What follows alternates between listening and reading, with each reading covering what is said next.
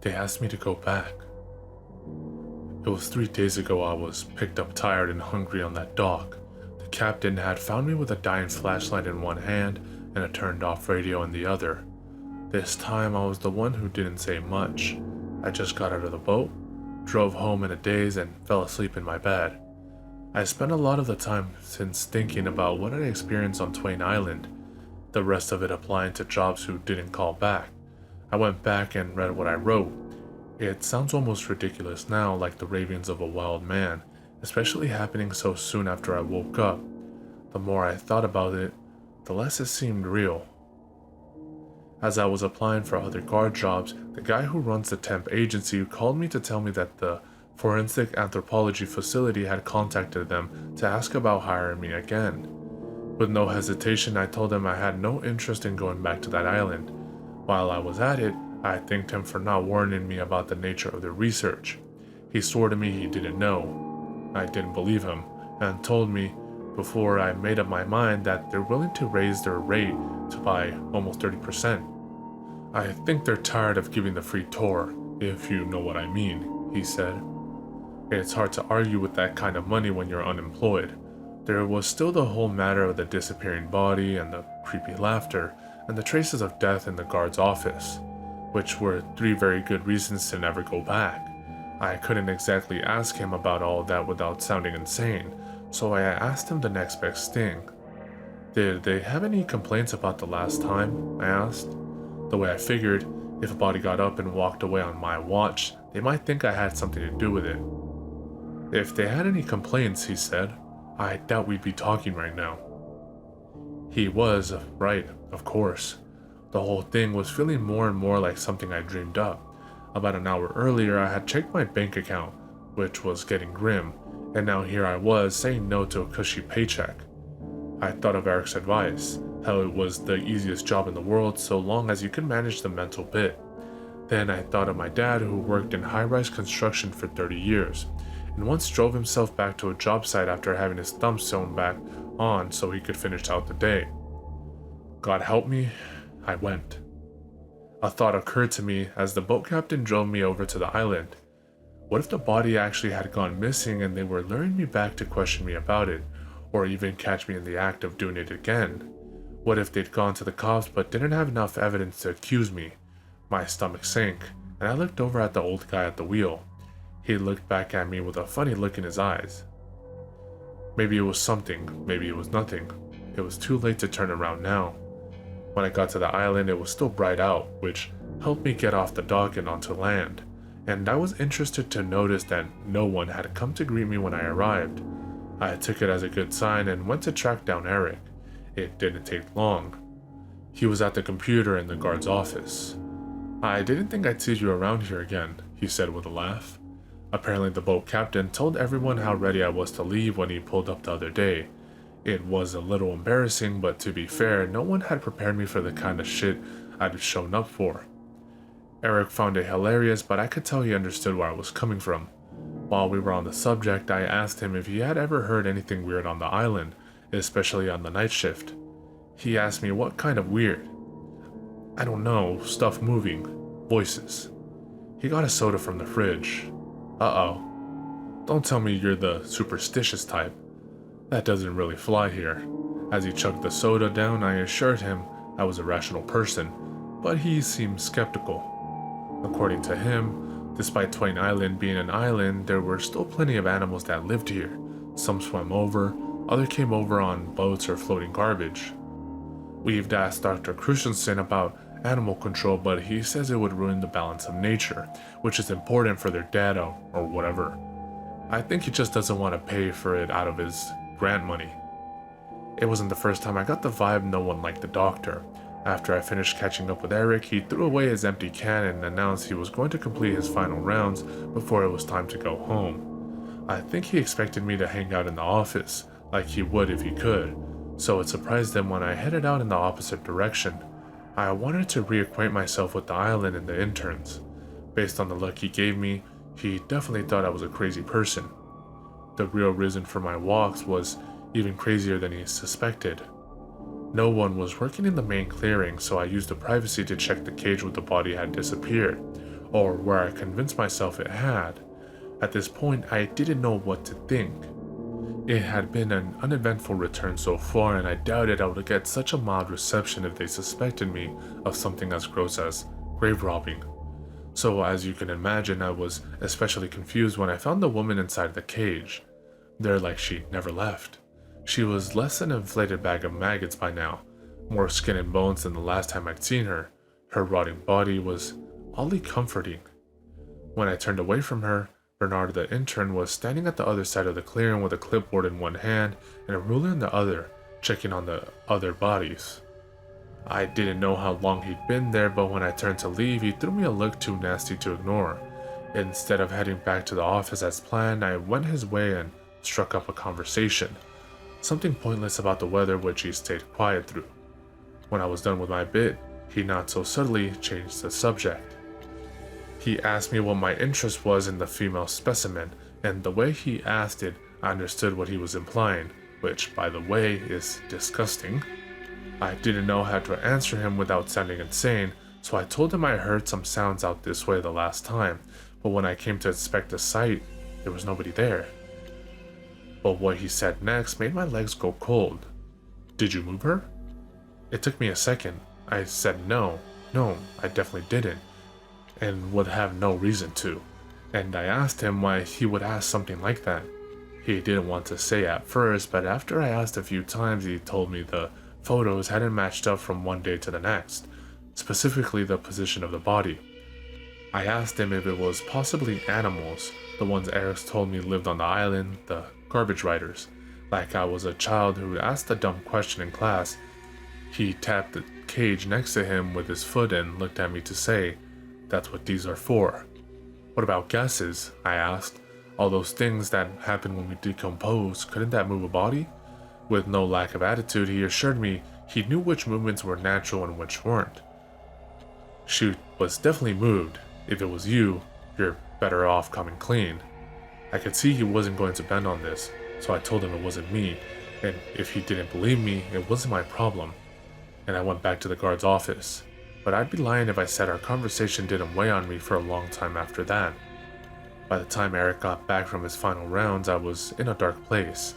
My thoughts were spiraling down and I was angry at myself for coming back to the island. I was giving strong thought to quitting and hitching a ride back on the late boat. And Eric could probably tell since he was acting especially light and jokey, trying to improve the mood in the guard's office. I suspected it was less for me and more for himself, which he proved when he casually dropped that he had some big plans for the night, which would have been ruined if I hadn't shown up. At that point, Terry popped her head in for a few minutes to say hi and ask Eric a question about the alarm system in the main research building. Before she left, she told me it was good to see me again. After she was gone, Eric chuckled and said how obvious it was that Terry was into me. I told him that was bullshit. "Why do you think they asked you back?" he asked. "You were tired of giving the free tour," I quoted.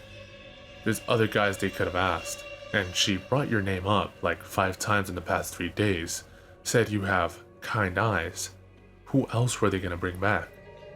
I didn't put much faith in what Eric said, but it beat thinking about other things.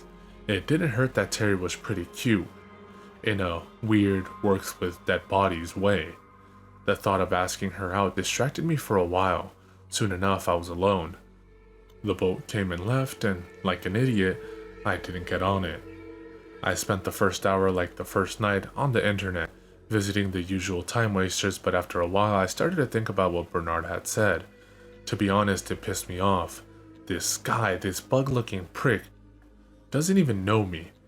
Wasn't even there that night, yet he thinks he can throw around disgusting accusations. Pretty soon I wasn't paying attention to the screen. I was thinking about cornering Bernard in one of the more private areas of the woods and giving him something real to accuse me of. I'm not an outwardly violent guy, but that doesn't mean I'm incapable of it. Something by the door caught my attention. Movement. I turned in time to catch a spot of darkness moving past the window, and for the second time that day, my legs went cold. The shadow was in the vague shape of a person. I'd like to say that I jumped out of my chair, flung the door open, and jumped on the intruder like a damn security guard, but the truth is I stayed as still as I could. I listened to the grass rustle and I didn't move a muscle until the sound was gone.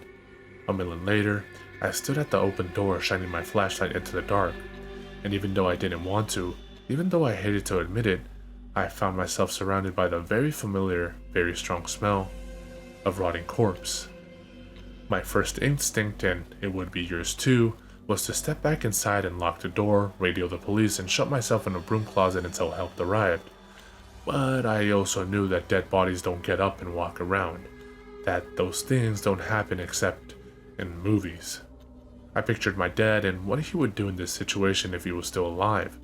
He would find whoever was screwing with him and jam his reattached thumb into their eye. My undetached one would have to do.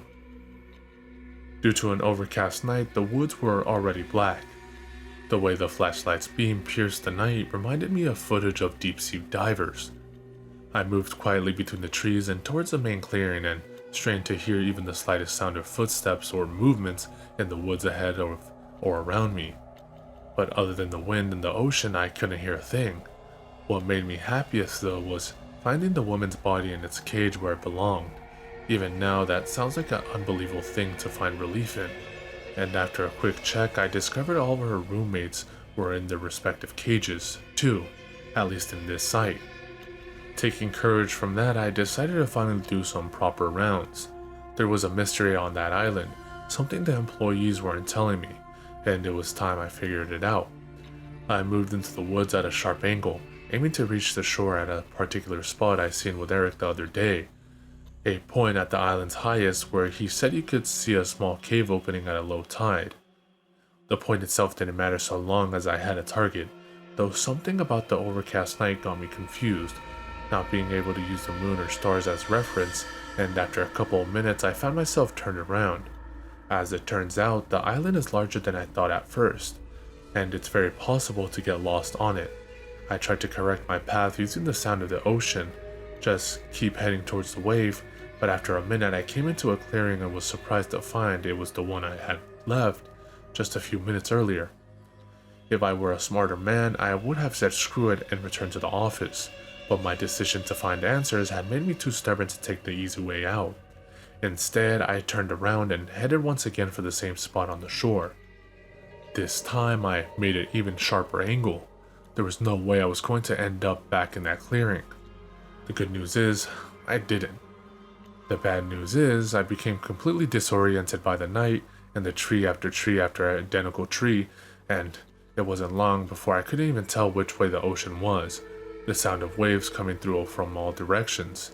Twice I came across body cages, but I didn't stop long enough to get a good look at them. It was bad enough putting my back to them in the dark. Thinking about their dead eyes on me put some speed in my step. If you've ever been lost, you know the feeling of frustration and hopelessness it brings. How you kick yourself for being so stupid. You blame yourself for every mistake you ever made. Whether or not you believe in God, you start making pacts and promises. If you just get me out of this, I promise to be a better person. Even though you fully intend to forget everything you said the moment you're found again. Bottle up that feeling and let it loose on an island of cadavers, and you'll start to understand what went through my head in those woods. When I got really desperate, I started to notice the smell of rotting meat. With the breeze blowing so erratically through the trees, I couldn't get a bearing on which direction the stink came from. Whether it was following me or I was following it wasn't clear. Only one thing was, it was getting stronger. I didn't know if I should walk slower to keep from stepping in something or run away from someone pursuing me. As much as I wanted to check the trees, my flashlight stayed trained on the ground. Thank God it did. Out of nowhere, I came across a body. A pair of purple feet sticking up from a patch of green ivy. It wasn't even marked with a flag, which I thought was extremely dangerous. And if it had been, the flag had fallen and disappeared under the thick vines. The body was muscular, definitely a man, and as I got closer, I saw it was missing its head and one of its arms. Flies buzzed on its freshly ruptured skin. Their whining voices got under my own skin, into my eardrums, and nausea bubbled up in my stomach, the taste of acid at the back of my throat. I threw up behind a tree, doubled over, wiping my mouth clean. A stick snapped somewhere in the woods underway, as if someone had stepped on it. I straightened it up, and aimed my flashlight toward the sound of approaching footsteps, and I called out, "Who's there?" The beam of light found feet, not the corpse's feet, but walking feet, feet wearing shoes, feet attached to legs and pants and a gray coat. "You're contaminating my sight," the bearded man said. I didn't have to ask him for identification. It was Dr. Christensen. "The other guards don't come this far inland." "To be honest, I'm a little lost," I admitted to him. "This isn't the place to do that," he said as he walked over. I agreed completely. I told him I thought everyone had gone home by now. "I'm one of those fortunate few who does what he loves," he said. "I get lost in the work." I wasn't sure how this statement made me feel about the doctor. On the one hand, I admired his work ethic, but on the other, a man who can get lost in this kind of work doesn't exactly make you feel comfortable being around him at night. "You missed the boat," I told him, but he shrugged it off. "If I call for another comes," he explained. "Did you happen to walk past the guard's office a little while ago?" His face shifted. "Are you keeping track of me?" I shook my head no. "You worry about people trying to get onto the island. I'll worry about what they do while they're here." I nodded. There wasn't any arguing with a prick like that. He pointed me in the right direction back to the buildings. I thanked him and went to leave, but at the last second I turned back. There was something I needed to know. "This really doesn't bother you?" I asked, but his expression told me everything. He was tired of this question, and not just tired of it, above it. "I find it fascinating, not that I need to. The data I gather here will give police the evidence they need to catch countless criminals. I guess I can't get over the fact that they used to be people. That guy right there," I pointed. "Do you even know his name?" The doctor no longer looked like he wanted to humor me. "By any remote chance, do you know why I asked you back?" he asked. I told him probably because everyone else said no. Because I don't like to answer questions. That's why I chose an island for my research in the first place. "They say no man is an island," I offered, because I couldn't think of what else to say. "They are worried about being popular." That certainly wasn't a problem he shared. I thanked him for helping me find my way, but by that time he wasn't paying attention to me anymore. He was studying the headless man and taking down some notes, so I left without another word and headed in the direction he'd said. It was surprisingly easy to find my way back after that. Within 20 minutes, I was standing in front of the open door of the guard's office. As I entered the building, I tried to remember for the life of me if I'd left the door open. I tell you, I could have sworn I closed it. I took a quick piss in the cramped bathroom, washed my hands and grabbed the soda from the fridge, downing it in 3 long swigs. I threw the can in the garbage pail where it joined Eric's and a few others. It seemed they were more concerned with recycling people than they were aluminum. There was a big corkboard hung up in the eating area with a bunch of random things tacked to it. Health notices, old flyers, a few articles cut out of medical magazines, but it was the photo that caught my attention. It was one of those unflattering pictures people love to take of each other at work. Messy hair and a few extra pounds only matter if it's a picture of you, right? It seemed like a recent photo, probably taken with one of the digital cameras they used to photograph the bodies and printed out on the office printer. Yet I didn't recognize the guy in it. He was in fairly good shape, arms bulged against the short sleeves of his guard uniform. On his right forearm, he had a tattoo of a green snake wrapped around a red apple. I thought back to the body in the middle of the woods where Dr. Christensen and I had talked. No cage, no flag, pretty muscular. Missing the head as well as one of the arms. Missing an arm. The right arm. Just to be safe, I locked the door.